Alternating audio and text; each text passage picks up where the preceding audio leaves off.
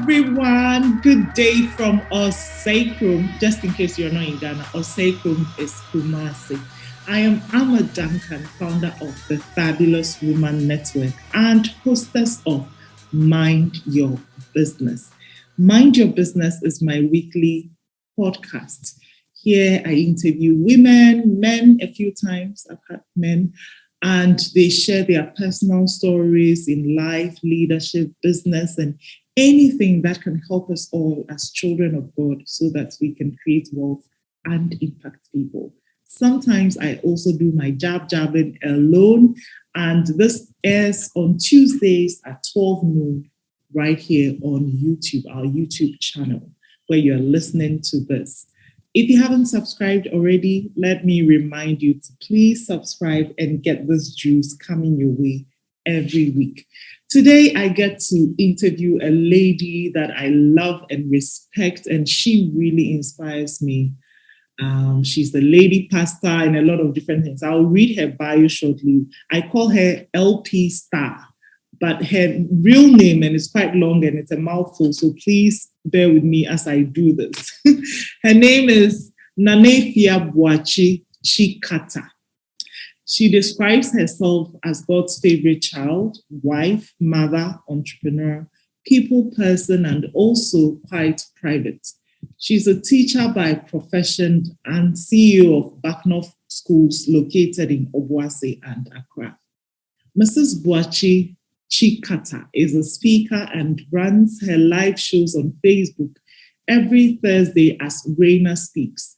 She owns and runs a beauty lounge called Jayana Raina, is a certified makeup artist, a gospel musician known as Ajoiled, and also runs a packed smooth company called Smooth Theology Ghana. She founded Female Entrepreneurs Global, an organization that brings together female entrepreneurs from all across the globe in unity.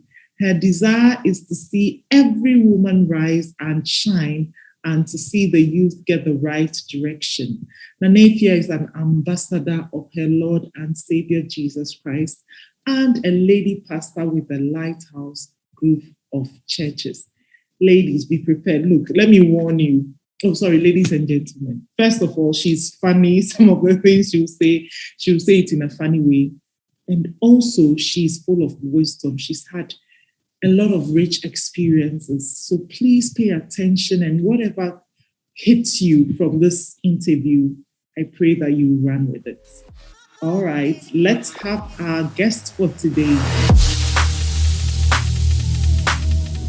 I'm the only one who gets to call you LP Star because... Yes, a lovely name you've given me. You're a lady pastor who is also a star. That's really big. Amen. And you know, it's so weird. As I'm looking at your face now, I know the audience cannot see, but I feel like I'm looking at your sister. It's so weird. It's so weird. Yeah. You two are so alike. It's really freaky. Wow. Anyway. When we were kids, we used to get called twins, and we had to do a whole lot of explanations. At a point, we would just say yes. We're tired. Give up. That's all. Hello, Lady Icon. Yeah, nice to be here with you again. Thank you. Thank you so much for another interview. This is not my first time interviewing you. You're doing amazing. And there's so much about you that you can share. I mean, even though you already have Raina Speaks, you are already always sharing already. There's still more to you. So today we'll dig more from you. And let's start this interview by telling us about the child Afia, growing up and some of the experiences you had, which has led to the multi-talented, multi-millionaire. Amen. I receive it. Today. Yeah, tell us about some experiences. Okay, so I think I've said in one of the interviews, I was born in Nigeria. So most of my experiences would be people. I don't know if I said it then, but my father used to be the president of a union there for Ghanaians who were coming from other places and needed some solace. And we would get up with a lot of people in my house. We had people sleeping on our hall floors. My father lived on the university campus, so we also had a boys' quarters, and we had plenty of people living there. I mean, there was not a time that there were no people in our house. There was not a time there were no people in our house, and most of them were male. So I grew up. I think I grew up boisterous because I had more male people in the house than female. And so even now I have more male friends than I do female friends. It's more comfortable for me to have male friends than female friends. If you started going out with me and you started doing all these insecurity things, you will not be able to flow because I just couldn't. I couldn't relate with the women. There were things I wasn't finding comfortable, if that's the word. For men, we would talk, we would jeer, we would laugh. For women, they wanted to talk about other people, which I was not used to. I didn't want to talk about other people. If I have something to tell you, I'll tell it to your face. I didn't have time for gossip and all that. I think that is one of the things that shaped me because it has made me more strong, is the word. Men are more strong. They are more logical. They are more, on an average, all things being equal, they are more of go-getters. In this day and age, you can't say that's strictly for men, but in that time, that is what it was at that time. In the 70s, in the 80s, that is what it was at that time.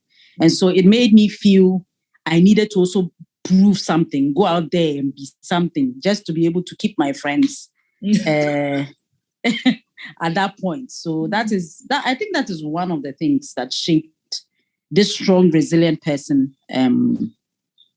that we see today by the grace of God. Another thing was my father did not have gender roles. I think I've said this somewhere as well. He did not believe, we were all girls. So if he was going to just keep treating us as girls, we would never get anywhere. So there were things that he could do for you, but he would ignore you and say, do it yourself, figure it out yourself. At the time, we thought that what a wicked man we have as a father. But now we realize that he was actually doing us very good. It's made us independent. It's made us able to take decisions. I would not wait for a man to change my house bulb. I would not. I know so much about cars that it is impossible to, for want of a better word, bluff with a car. I'll just watch you. Another thing that I think has informed my life is I was brought up in the northern part of Nigeria, where the Muslims dominate. And they are a very simple people, a very rich but simple people. They do not discriminate. They do not use wealth to flaunt. I don't know what to say, but that made me learn to be content with what I have. It also gave, by the way, just so that you know, my father didn't go to church, and so he did not encourage us to go to church. So we stayed home all the time. Wow.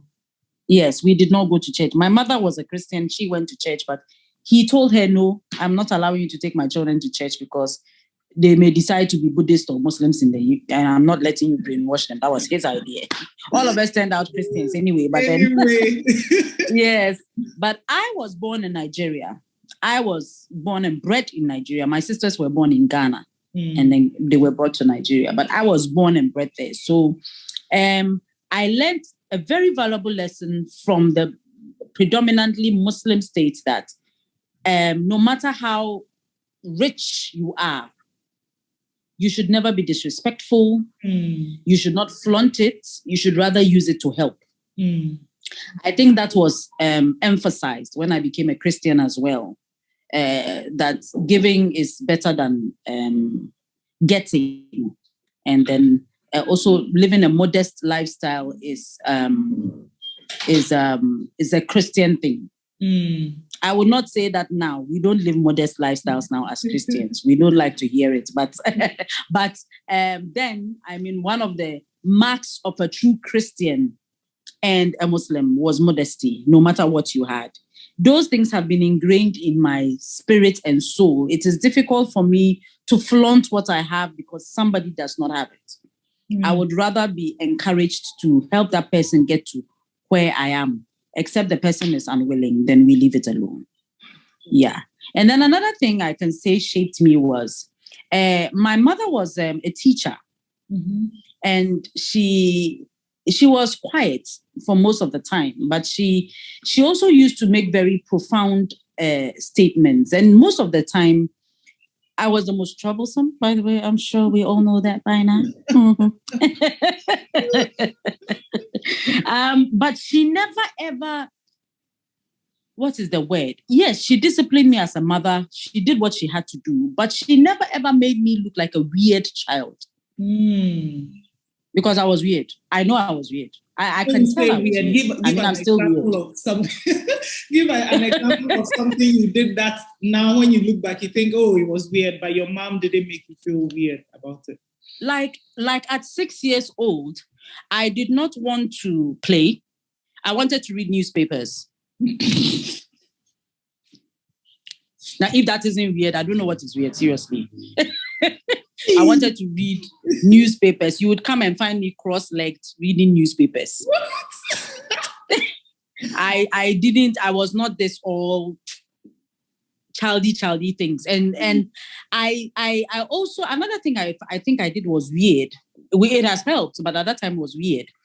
I never had friends who were my age mates. They were always older. Always older. Some were 10 years older. At 6, I had 16-year-old friends. We were on a university campus. So, I mean, everybody had kids and we mingled with each other and all that. When we'd go for parties, you would not find me with the preschool batch. I would be sitting among the GHS or the SHS people, feeling free, throwing my legs and laughing. And my mother would actually get me those newspapers to read, or ask me, what did I read? Or I think she just encouraged me to do what I wanted to do. Another weird thing was that we lived in a 3-bedroom house on the campus. I wanted to have my room alone. I mean, I said weird. I wanted to have my room alone. I eventually got my way. I mean, so my father and my mother in one room, all the rest crammed in one room, and me. I was extremely neat. I needed everything to be perfectly arranged. And so, if I lived with you in a room and you weren't doing that, I would mostly just sleep elsewhere. I didn't want to be with you or anything. So, as I've grown up, I've had to learn to accommodate people's differences. But if I had my own way, I would be living in a room that everything is just set perfect. Wow. And I know where everything is. I think God used this. The school, they think I'm making money. They don't know that God is just using it to remove all my weirdness, because I cannot stand certain things, and it sets me off and gets me crazy. Why have I put something here and you took it, and you have not put it back where you took it? I cannot. It gives me anxiety. It gives me anxiety. I think that's also something. I can also talk about some negative things that certain things in my life have caused effects of it, because we have positive effects and negatives. One of the strongest one, I believe, is separation. My mother died when I was 16, a day to my birthday, a few months to me writing at that time SSC. We called it SSC. She died in May. I wrote SSC, I think, in November or December. And she was sick. We were all at home. She was sick normally. They admitted her at the hospital. She was doing well. Now, the day she died, we went there in the morning. And we were talking to her. We were laughing, and everything was normal. And she needed to use the bathroom, I think. So I took her there, and she wee-weed. And when she wee-weed, I saw a drop of blood in it. But for me, she's a woman, so I assumed that, it's that time of the month. What? That afternoon was when my father came to announce to us that our mother was dead. So I think that what happens is, I project it a lot on people. Some have taken it negatively, some have taken it positively. when I am with you and you travel, you need to give me where you are going all the time. I need to know. I'm even getting emotional as I speak about it because I think that I have become overbearing with it. I need to know where you are. Or I cannot stand not knowing where you are for the next 1 hour. Then that worsened when we came to start the church in Obuasi, my husband and I. We lost 2 very young church members. And all of them, one just said, oh, may call a Jumaba. And that was the end of him. The other one had cancer, but she hadn't said it to us. She came back to church that day. She was in Kumasi. And they said she insisted that she wanted to come and see me. She came, we laughed. We even went to give offering together. I used to sing with her. And she fell down when she was trying to give the offering. And then they took her to the hospital and that was it. Those 2 have just worsened. So if you don't want me to check on you, I cannot be your friend. Simple and short. It makes me, I'm wondering where you are all the time. I can't sleep. Are you okay? Then you 2 have gone. I'm calling you. You're not minding me. I will send you message me now. I'm like, so you have been seeing my messages and my calls and you're not responding. Cut the call. When you are ready, then you call me. It gives me, and so it was very difficult for me to release my son to go to boarding house. And I may not show it, but I remember that we could Instagram them at a point, and then I think they caught the children using too much Instagram, so they they made sure that they were not doing it again. Hey, this last 2 weeks it has not been a simple thing for me at all. I couldn't hear from him. His daddy was also not getting through to the housemaster. I think because they were writing exams, there were a lot of things going on. And I kept my cool, but if God opened your eyes to see what was going on the inside, there was a whole Second World War going on the inside. So those of my friends who have made it a point to know more about me know that when I'm calling them consistently or I'm checking on them when they are not where I need them to be, they just say, oh, that's just big. She'll get over it. They've accommodated it. I have lost friends too because they felt I was overdoing it. I was overbearing. They didn't want to listen to why I have to go through that, blah, blah, blah. So that's the biggest thing. I don't know if the next one, this is the last one I'm going to talk about when it comes to that. I don't know if this last one is good or bad. I don't know what it is. Amma will help me to know whether it's good or bad. In relationships, I've had a lot of disappointments. I mean, male-female relationships when I was growing up. I was quite the catch, you say. You are a catch. Number of relationships, if you could tell. So, I mean, most of them were puppy love. But I mean, the real ones that stood, as in when I was matured enough, I had a lot of disappointments. So I learned not to depend on anyone. We are in the relationship, we are fending for ourselves. If we get married, then we take it from there. But if we don't get married, Charlie, it's been nice doing business with you. Thank you very much. We shall meet. And I also don't become their enemy. I still have all of them as friends, just with a lot of boundaries. That's it. Just with a lot of boundaries. That's it. But I can wipe you off my slate. That one, I'm still working on it. I can completely wipe you off my slate and meet you in town and not remember who you are.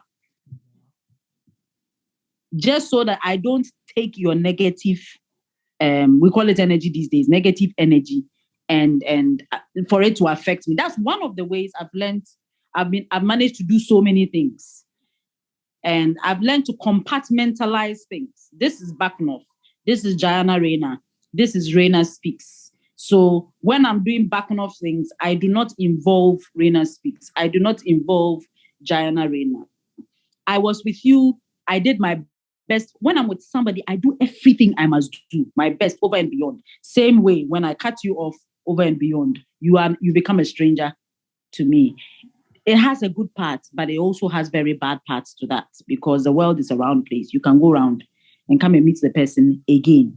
So now I'm working on it, but I'm also being very cautious because I can be affected by negativity a bit. So I try and do it within my jurisdiction without being rude or seeming to keep malice. but also at bay so that it doesn't affect me personally as well. Wow. Wow. From your royal childhood weirdness, really, to, I mean, a lot of things you are saying. I think one of the things that's really hitting me is when people are checking on us, we shouldn't just think of them as annoying. Look at the history to this for you. It's not like, oh, you just want to know where they are and keep tabs on them. Yeah. But because of that experience you've had, you just want to make sure they are fine, and it gives you anxiety.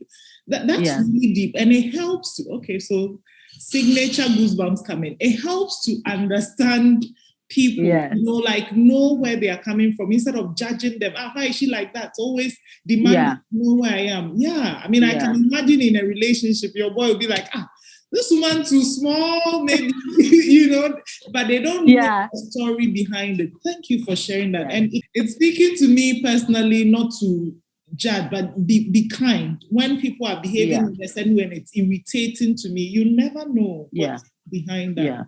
Thank you. And another thing you said I thought was interesting was when you said how you compartmentalize, because you have so many businesses. Even me, I'm sure I don't know all. I think I know only 5. And I'm sure there's more. And what you said, that you are able to compartmentalize. You put Diana Reina here, Reina Speaks is here. I'm like, wow, that is a magical skill. Because look, I can be here talking about one business and my mind is on, like just today, I was another one earlier. So I think that's really awesome that you're able to put things in their place and deal with it and then go on to the other. That's really fantastic. Thank you for sharing. Now, you being a multi-talented woman, I think, the fact that God gave you that ability to compartmentalize really helps. Another thing is energy. Like you've started so many businesses, and I'm sure as we are speaking, you are even starting another business, or you started already and I'm not even aware of it. What drives you to start these new businesses like that? Okay. I would say that most of them are just ideas God gives. I believe that God gives everybody ideas. Whether you run with it is solely dependent on you.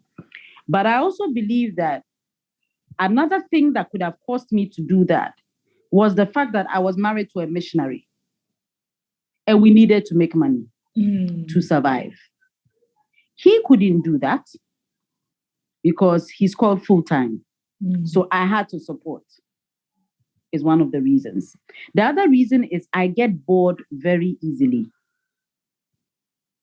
Amma may not know this, but I'm saying this. Maybe Amma sometimes doesn't understand how highly I regard her sometimes. I think Amma does not know. But another thing you will find out when you become very close to me is I struggle with showing emotion. It takes a lot for me to show emotion. All right. So your very first program I attended with this woman from America, this professor from America. Jones Avis-Weaver. Great. Is the longest I have sat down and listened to everything from head to toe without moving. Wow. I don't like speeches. How many times have you asked for us to pitch and I have even minded you? I'm not interested. I am not interested. I just need to get something done, move. I need to be all over the place. I think, Amma, I think it's a grieving tactic. Okay. To keep busy so that you don't have enough time to sit down and think. And because it has worked all these years, I've just kept going on. So anytime I see a need and I ask God and I feel in my spirit that I should move, I move. Just that most people don't know that my businesses fund themselves. I don't cross over. So for example, I may have 8 businesses, but only 4 are fully functional. Because the rest are now being built. Another thing God gave me is a lot of patience to build businesses. I'm not in a hurry to rush them through. So these other 4, they are there, and I get customers, I get clients for them, but they are not as moving as the other 4. However, I am not moved to put the other 4 funds into this new 4. So I don't cross over. I don't because if you do so, you don't really know whether the business you've started is really working or not. So I just let me give a practical example. I have one I started during the COVID called Smoothiology. The mind was to sell smoothie packs to people who need it. During the COVID, people were doing a lot of healthy living because we were stagnant and not moving around. Now, I still get orders to this day, but it is not frequent orders. So what I do is I have where I have put that money. I haven't touched it. It's there. Anytime I need to, for example, buy syllable bags for it, that's where I would go and get the money from there. If I need to do some printing of stickers or whatever, that's where I'll go for the money. So I don't touch that money. It's for Smoothiology. Anything I get, I put it back in there. The same for another one that is not really... Now, I can't even remember.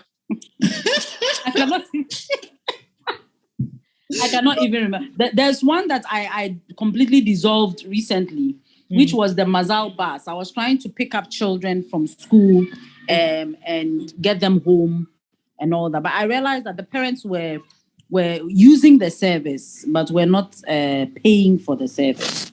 And it was making it difficult to maintain the bus. Now, the bus, once it stays in one place for too long, you could spoil it. So I rather just gave it to a church, and then I've dissolved that completely so that I can come. Because Smoothiology is as and when you order. So when you order, I get the stuff. So that one, there's no problem.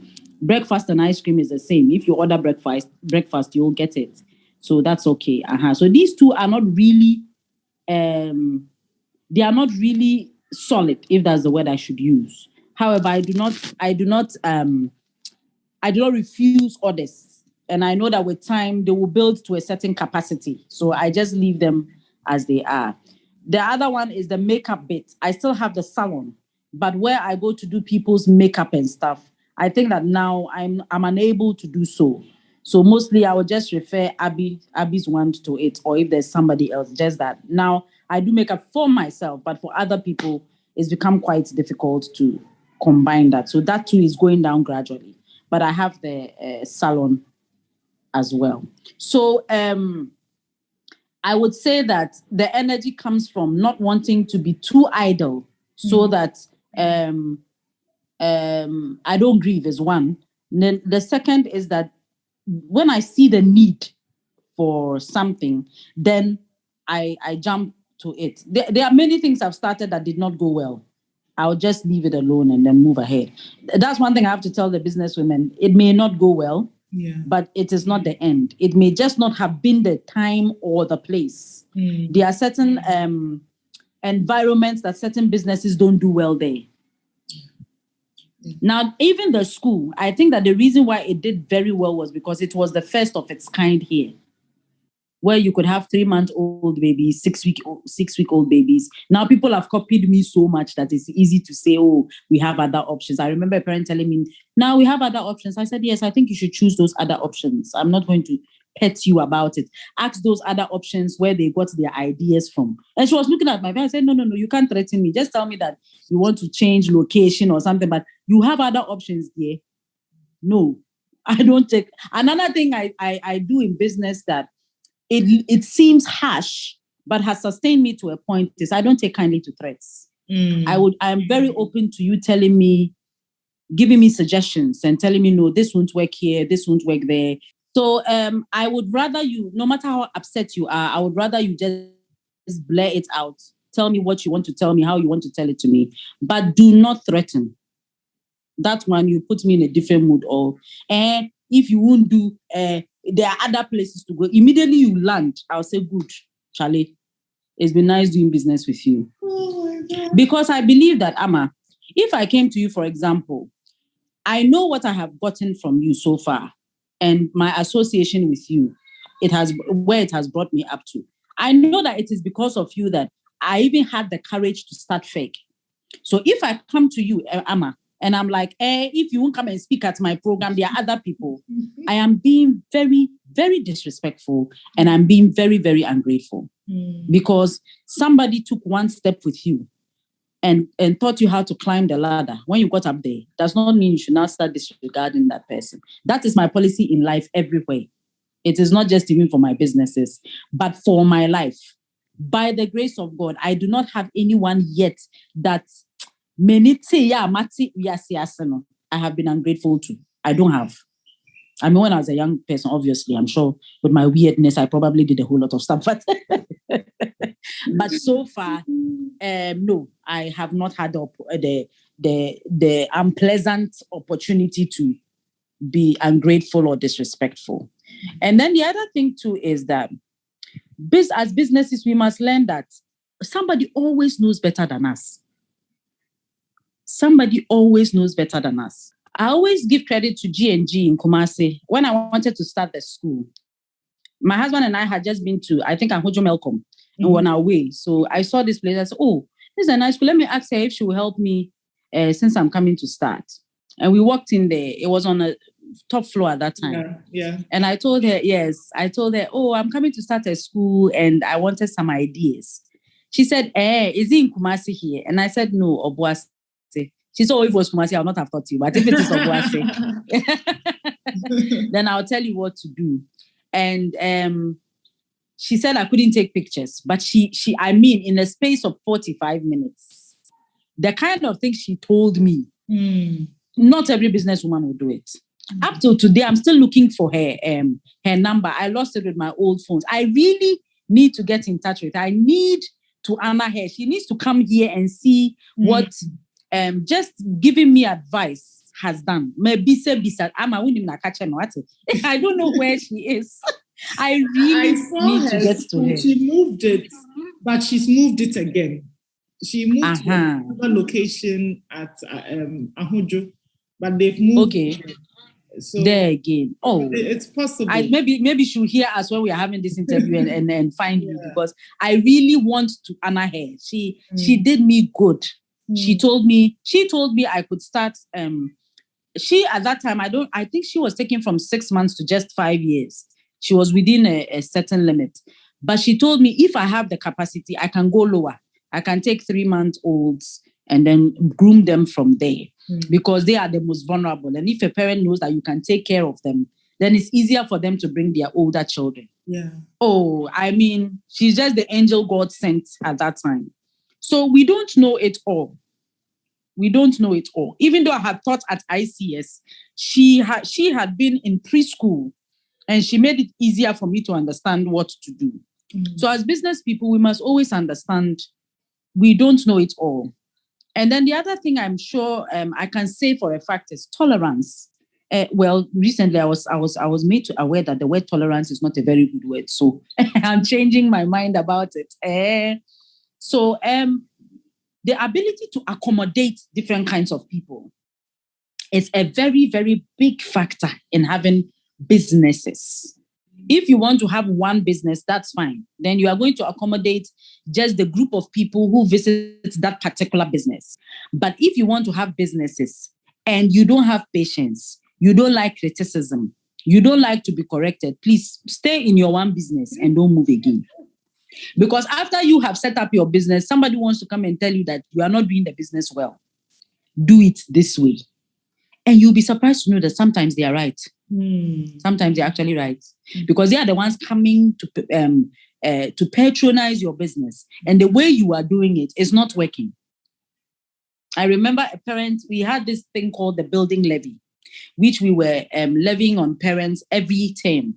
The parents were complaining. At that time, can I say 10 CDs or something? They were complaining. Parents complain about everything. My parents, we complain. We're allowed to complain. So I'm a parent, I complain. So people can complain as well. And one parent just came and told me that I will just do that and lose parents over nothing. Why don't I just make the building levy one-off payment? When you are initially bringing the child, make it one-off payment. He's called Mr. Moses Mensah. He's been very instrumental in the school. There's another Pastor Stephen. I mean, I could mention them on and on, but these two have been very instrumental. He said, make it a one-off payment. When the person is coming, the person pays, and then That's it. And no, dear, if you want to take 5,000, take 5,000 when the person is coming. Once the person has done paying, has finished paying that, they don't pay again. Ama, it has worked like magic. He said it. If he said it on Thursday, I started it on Friday because I thought it made a lot of sense. And up till now, it is there, and there's no issue with it. No issue. So to be able to run that many businesses, be open to suggestions, be open to criticisms. I've had people who didn't say it as nicely as Mr. Moses Mensah said. They came, they blasted their tops in the morning. I'll miss you. I say, why you're not talking to me again because of what? Tell me I'm your friend. Then we move forward. Why? Is it because of yesterday? Yesterday you didn't try, but what you said made sense. So I'm going to use it, and then we move forward and all that.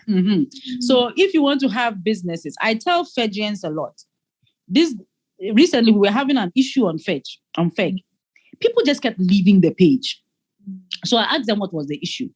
And they said it was the chit-chatting. The chit-chatting is too much. I said, hey, please, which business did you say you were in again? And then they'll be quiet. I say, it's good you left the page, get ready and then come back because I will not stop the chit-chatting today or tomorrow. As a business, I have had women and men come to my office, a school I'm running, and cry. I've had to sometimes lock my office and speak on a marriage issue in a school for 2 to 3 hours. Those parents eventually end up removing their children. After you have helped them solve the marriage issue, they remove. So if I said I didn't want chit-chatting, I would not be able to run my school. Chit-chatting, especially if most of your clients are women, it works like magic. Women like to talk. So if yours is just to sell to them, then maybe you are not an entrepreneur. Maybe you are a businesswoman. There are two differences. There's a thin line between the two of them, but they are very different. It's just like customer and clients. They are very different. So you cannot be somebody who wants to run businesses and not be accommodating of the kinds of people God brings your way to be your clients. And then maybe let me say maybe the last thing I would say, I'm sure other things will come up as we go on, is that you also have to be fair but firm with every business you're running. Fair but firm. I believe one of the reasons why the very first and the biggest business I have keeps running is because I do not compromise on standards. I live in a city where they like to have their cake and eat it. They want to do things their own way. I've been called names like, well, some of them are actually not insulting names. They meant it as insults. But when somebody says, we bruni do, I mean, the person meant it as an insult. But here I was standing and I was like, oh, wow, I can't believe somebody just said that. That means I'm doing the best thing. I mean, honestly, Gideon, can you repeat? So... yes, I'm saying, the person meant it as an insult, but it meant for me at that time that I was doing something right. I've had people say things like, you are too rigid, you don't comply, because we have something called the pickup card, which is used to pick up children. And if you don't have it, I know you are the parents, but I won't give it to you because we've had custody issues as well. And most of these people have turned around to come and tell me that it was a good thing I insisted that thing stayed, especially during the COVID and during the kidnappings and all that. They were grateful for that. So if you do not have standards and you are not, you bend them to suit different kinds of clients, you may not be able to build the kind of company or business that you are looking for. There are times when you must be very strict, very, very, this is what I have decided, I'm going to do it. And you may have to decide whether you want to come along or not. The choice stays with the client. And sometimes you must lose one client to keep other clients. So some of these things, these are just to mention a few, are some of the ways you can keep a multi-business. And then some of the things that have led me to start businesses. Now I have two in my mind. I have two more in my mind, but I'm trying to build on. I want to as you grow older, you lose a lot of strength. So there are a lot of things you cannot do. So what I'm doing is I'm trying to find. Help me. I want to find young men and women whose brains are working. Excuse my French, but the ones that have come these days, oh my God, who can handle businesses? Namakase, middle fem. And then I'm going to make you in charge of this. I'm giving you 4 or 5 years. If I see you are doing a good job, me hand you over Mawa. We move forward. And I won't tell you I'm handing over to you anyway, because that will make you just behave nicely. I just will start working with you. If I see there's the potential, like the lady at the salon now, she has a lot of potential. She's come from a long line of in, out, in, out, in, out. But she is one that stays. And in fact, some of the times I intentionally become very nasty to you, so that I see what your tenacity is, whether you can handle a business, because the business world is rough. It's very rough, and whether you can do it. So I think I'll stop here, and then we'll continue with the rest before I go on. My baby was why I talk. when you were, I think I get the idea of raising young people to be like CEOs and everything, and knowing you and what you've done in the past, I think I have a fair idea, and I think it's good. Now you mentioned strength and the fact that you are claiming to be Abriwa. Me, I don't see the Abriwa, but if that's what you claim, let me keep quiet. How do you maintain your energy? Because even for this conversation, we've only talked about your business, not about the fact that you're a wife, mother, you are LP, lady pastor and all. All these take your energy. So how do you maintain that energy, or what do you do? Like, how do you teach us some tips? Because there are some women and perhaps men listening who are also go like you for whatever reason. And sometimes I'm sure there's overwhelm or something. How do you bring your energy? Okay, so the first thing is do only what you know you can. Don't take on anything. Don't make promises you can't keep. So, for example, I'm a mother. I'm a lady pastor, just like you said, and I have businesses as well. In church, I will not do anything that I don't want to do or I know I cannot do. I will not take on excesses. And where I go to church, sometimes that is a problem. It looks like you don't want to do it, but I've learned by experience that no, I would rather do it and do it well than take it and not do it at all. Then the second one, let's move to mother. Mother is, I learned early in life that I am not a mother who's going to be sitting down. So I have to find a way. And one of the ways I found to do was to make my children independent of me, to teach them to do a whole lot of things, whether there's somebody helping us or not. So as we speak now, and Charisma makes her own breakfast to school. She can cook if she needs to. And she would cook for me. She cooks everything. So she can, there are a few things that she can't do, like banku. If you give her a very big pot, she can't. But nipa 1 or 2 days, she can do it and all that. So teach the children to be independent of you. Because I think as mothers, when they were kids, I used to do it, but it wasn't working. As mothers, we really want to do a lot of things for our children. And so that we don't seem like bad mothers. So we tend to do more for them than we let them do for themselves. And you must teach them to, I think also, that also came from the background where I know that my mother died before I could have certain things. So I'm always trying to prepare them for any event in the case of any event. That's one thing to do. And then I think that the other thing is do not entertain negativity. It takes away energy faster than anything on this planet.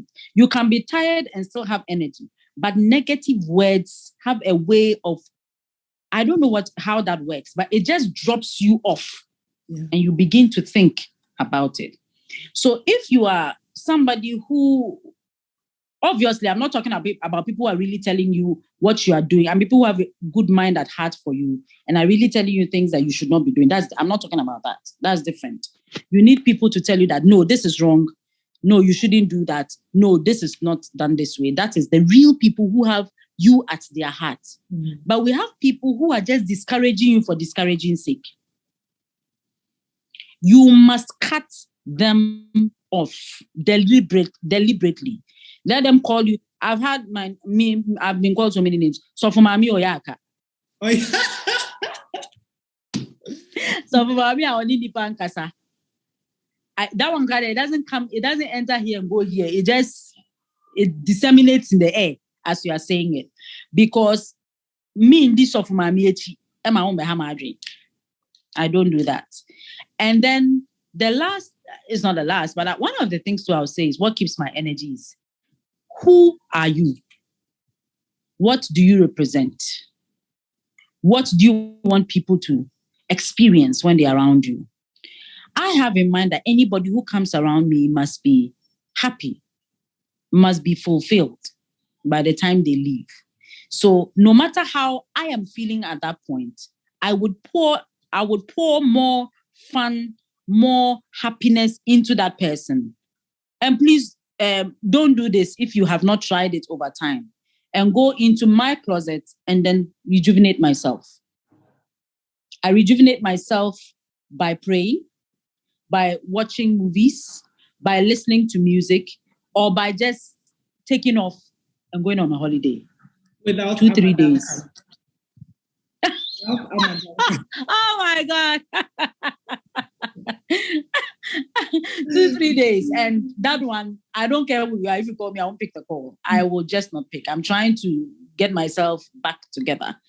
So I get energy from the fact that I am capable of disappearing and going off and rejuvenating myself. I get energy from the fact that people need us out there and they need us to climb. I get energy from the fact that if Jesus died for me, there is no amount of energy I have that is wilder than the energy to see a cross standing in front of you that I'm going to die for people and still go there and die. No. My energy cannot surpass that. So my energy comes from a sense of happiness of being me. First of all, I'm content with being me. I'm happy with who I am. And then from there, I have Jesus as my Lord. I have people who I think are looking up to me. And then as a mother, what do your children see? My daughter is a very happy person. I mean, she can be so happy, it's annoying. I'm like, So forgetting that is actually how I am. And her father is twice me. He can get up, he can get up in the morning and he's very happy. I'm like, seriously, we just woke up. And he just singing and started. I'm like, do you mind? Some of us aren't awake. Do you mind? So I think that the best place for you to start with energy to do whatever you are doing is you. If you don't have Jesus as your Lord and personal Savior, that is number one. But in the event that you don't, you, who are you? What do you want? Are you there? When you look at yourself in the mirror, what do you see? Who do you see? Are you happy with what you see? I'm not talking about haircut. I'm not talking about clothes. I'm not talking about a car or the best job. I'm talking about realizing that the privilege to be on this earth is enough for you to know that you should be happy. That's all. And I wake up every morning happy that I woke up because I've woken up to news that people did not wake up. People very close to me during the COVID did not wake up. I've woken up to news that people very close to me had just contracted COVID at the time when it was in its peak. And we did not know whether they were going to make it or not. So just being alive is enough to be happy. And tell yourself that anybody that comes around you, I say this to myself all the time, anybody that comes around me must at least get a smile. A very broad, big smile. The Amma smile just showed up. A very big, broad smile. That is so therapeutic. I'm sure you understand what I'm saying. Yeah. Just smile at somebody, and you just smiling at somebody makes you happy. It makes you happy. There's no understanding. It is just, we can just go back to the word that says, give and it shall come back to you. Yeah. When you smile, every time you are smiling, I tell my teachers all the time, when you see the children smile, you'll be surprised that when you enter the class that day, you are happy. Just smile at each of them. So the energy really, If I say that I can tell you that it is this one particular thing that is giving me energy, I can't. Be happy with you. Be happy with your spiritual side. Be giving. Giving gives a lot of energy. When you give, you have a lot of energy. And also, I think that you should surround yourself with people who are positive. Positive. That even when they are telling you, no, this should not be done that way. No, this is wrong. They are not telling you negatively. They are telling you positively. Yeah. And you know that this person, no matter how this person is scolding me, this person means it for good. And that's a kind of positive energy. I think that. And then also the drive. Do everything you are doing with passion. If your passion is not backing what you are doing, don't do it. Don't do it. Do what you are doing. There's no business by the grace of God I've started that I am not passionate about. I don't have anything like that. And so anytime I have to close down a business, my heart is not comfortable. But then I say that it may be for another time or another place. So we leave it. There's none of my businesses that I am not passionate about. So maybe that's what I would say. Wow. This is, you've really released some very, very good gems, very good advice. And as you were speaking, I'm just picturing younger people, especially listening, and I'm hoping that they will be gleaning. I know that I have taken my own takeaway from this. And you've spoken a lot. You've shared about energy. You've shared about, I love the compartmentalizing bit. And yeah, you've shared. And we have a few more questions before you go. So the next 3 questions are short sentences, and you have to complete them with a short phrase or sentence. So the first one is, if I could advise my younger self in one short sentence, I would say start early and get a mentor. That's what I would tell my younger self. Fabulous. The second one is, I am fabulous because... I'm fabulous because I can be me without apology. I don't mind being me wherever I am. Sorry if you don't like me, but I like me. I like that. Exactly. When you said, sorry if you don't like me, I'm going to say, you like you, and that's what matters. Exactly. Yeah. And for me as well, it would take so long for me to realize that the most important thing is I like me, and not like she likes, Yeah, I like that. Okay. And then the final question. One book that has greatly helped me in business is? One book. One book that has really helped me in business, the Bible. Yes. The Bible, most people don't know that the Bible is a business book. Okay, so love your neighbor as yourself is a business strategy. What are you selling? Whether it's goods or services, would you buy it? If it was sold to you, will you buy it? Would you be happy to know that the person behind that good or service is cheating you? They could sell that thing at 3 cedis, but they are selling it at 25. If you love your neighbor as yourself, you will not do that. Mm-hmm. There's another thing in the Bible that says, I think it's Ephesians 2:29, if I'm correct. 4:29. It says that let all your speech be seasoned so that the person who hears it is edified. So I'm a businesswoman. What am I saying to my clients? Is it edifying them? Mm-hmm. Is it making them want to come back to me when they hear me speak? Is that what it does? And then another thing that really, really gets to me is giving your all as a business person. If you're not ready to give your all, don't start.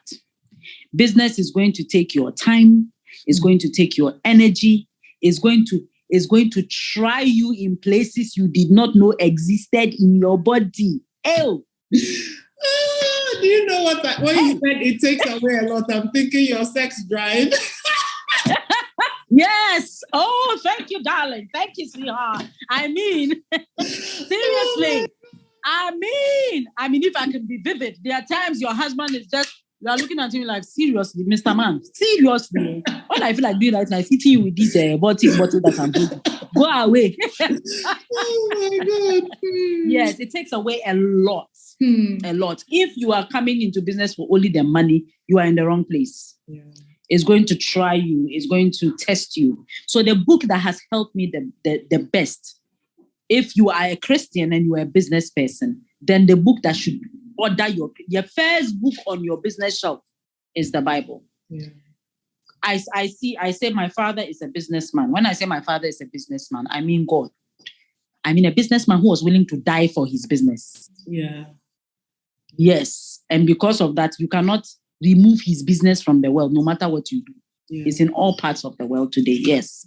So for me, it's been the Bible. However, if I were to come to secular terms, John C. Maxwell has been my go-to. He seems to have a lot to say about being a leader. And not just being a leader, but being a leader of sorts, and one who considers the people he works with. I think I was reading one, I honestly can't remember the is it Today Matters or something? I've forgotten the title. But he was saying that what we did 20 years ago is what is having effect on us now as business people. And how you frame yourself today is what happens tomorrow. I don't read books like Amma does. I don't know if that's how you do it. I don't read books cover to cover. I pick a chapter, I read, drop, pick another chapter from another book, read, drop, and all that. So I honestly, I think I should, Amma, but I honestly don't look at titles. I look at the title, okay, this will help me, then that's it. I forget about the title and then I can tell you what's in the book. So basically those are the two books. The first one is the Bible, and then my go-to for business has always been John C. Maxwell. Yes. Apart from these two, the others I may read on and off, but these two are constant. These two are constant, yes. Right. Now, before we allow you to go, Kra, tell us about SPEG, and congratulations on your first global conference. It was beautiful. I still think about that kinky. That's kinky. It was on point. And it was a beautiful conference, beautiful exhibitions, beautiful women. It was really lovely. Congratulations. Tell us what else is happening in FEG. All right. So FEG is, and by the way, just before I forget to say it, because I talk a lot, I might forget to say it. All that you saw at the conference was, by the way, viewers and listeners, everything she's saying happened at FEG conference was because Amma showed me how to do it. Don't let her deceive you. She's the one who taught me how to do it. I've never been to a conference and seen an exhibition until I went for one of Amma's, the first one I keep saying. I saw it exhibited. I said, oh, that's a good idea. So if you see anything at FEG, most of it is stolen from Amma. With permission, of course. Yeah, so what's in for us this year is we were trying to have a retreat, but because of the way stuff is going in the world now, we've hanged on with that. So we will be doing our next conference in Kumasi in September this year. Yes, I've seen it. It's coming to Kumasi. Yes, it's coming to Kumasi in September this year. So we are on it. We are working on the theme. We are working on all the logistics, and we'll be letting it out on social media as soon as we are ready with that. But so far, what we are also doing is we are upgrading FEG as well. We want to get to the point where I realize that most people join because they simply just wanted to sell and buy. But that is not what FEG is about. We want to build businesses on a global level. And to get there, there are a whole lot of, some don't want to even use Telegram. Some don't want to use Clubhouse. So it's like, we are having to build it little by little to get them to understand that to be a businesswoman, there are so many things you have to upgrade yourself to. So that's what we are working on. We were on Telegram. They said, no, they don't want us to be on Telegram. We've come back to WhatsApp. And we realized that the groups are becoming too many to handle. So we are moving back to Telegram because that one can take a whole lot of people. So now we have a subscription fee of 50 cedis a year. Once you pay that subscription fee, you have 6 months of free advertisements on our Facebook page. But after that, you pay a token. So now once you pay your subscription, then you can get on Telegram. If not, you stay on the WhatsApp group. You don't say anything. You just watch. And then, so I mean, basically, that is what we are doing now, trying to upgrade ourselves and get to the place where we can sell the businesses globally. and make the women seen out there. Yes. But our biggest program for this year would be in September, our conference. We'll start sharing the information and everything once we are set to go. And I see you doing exhibitions in Dubai and Amen. Oh, if the person I think that would be nice. As you were speaking, I was just picturing it. Yeah, why not? Because it's a global business, right? You want to go global. Yeah. Yes. Wow. Thank you. How do we find you? How do people find you? How do people access you on Facebook? Perhaps you said someone, it has really hit someone. They're like, oh, please, can I get that woman? Yes, please, that woman, show us where to find you. Oh, wow. Thank you. My phone number is 0248 156 007. I'm reachable there on WhatsApp. I'm more on WhatsApp than anything else. So if you reach me there, that's easier. Even call and cry, you will not get me, but WhatsApp. Yeah. I have other devices I can access it from, so it makes it easier for me. And then on Instagram, I have Raina Speaks. I'm sure I'm understand. Oh my God. I don't know which one to mention. Okay.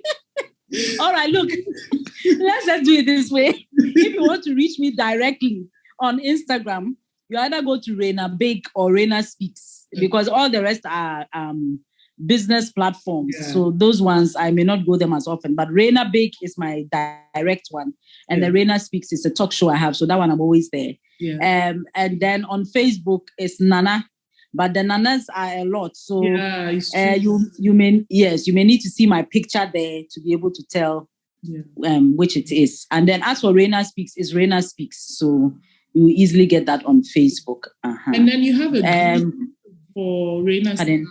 You have a group for Yes, I have a group for Raina Speaks. Yes, I do. Which is accessible to everyone. Yes, it is. It's a public group, so. Then if you want email, that one is freshoiled@gmail.com. Okay. So basically that one I can get. Yeah. Yes. And then you also have a Facebook group for Think. Yes, I have that one is closed. It's a private group. Okay. Yes, you have to be accepted. I mean, you can decide to click on wanting to join and then answer the questions there, and then you get accepted. But as for Raina Speaks, you can always access it whenever you want to. Yeah, and you're doing well. First of all, you are always showing up consistently. That's amazing. And then some of the topics, and you see, I mean, listeners, see the energy with which she speaks. This is her. When she's up, sometimes I just look at you and I'll just laugh. Oh my God, what a woman. What a blessing. And I feel like everybody has their own audience. There's a specific people that God has called you to, and they will relate to you the way, just how God made you. So please continue to be you. You are perfect just the way you are. And I know that you have battles, and God is helping you with all those battles as well. God is helping you. So thank you so much for making time to speak with us. And I know there will be more and more and more interviews in future. I hear you. And thank you, Amma, for having me. I'm so grateful when you always give me the opportunity to speak, especially with my lady icon. God bless you so much for being so patient and so encouraging and for giving so many opportunities. I'm very grateful for you. God bless you so much. Oh my goodness. It was the compartmentalization bit for me. Yes, I had to pause to say that word because it's quite long. It really hits me. A lot of the other things also hit me. And I wonder what hit you. What are you going to run away with today? For me, I'm thinking, how can I compartmentalize so I don't get overwhelmed, move things from here to there, and then I'm all over the place in my head? Because actually, it even does make sense now that I'm thinking about it.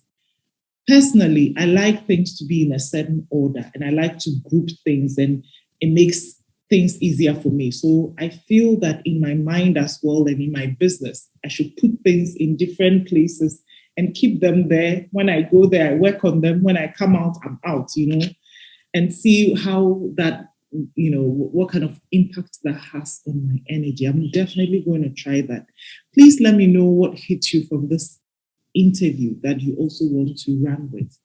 I hope you've been blessed. Please check her out. If you're on Facebook, she's given where you can reach her. Female Entrepreneurs Global, that's FEG, is also on Facebook. She's told us where we can find her on Instagram and follow the work that she's doing.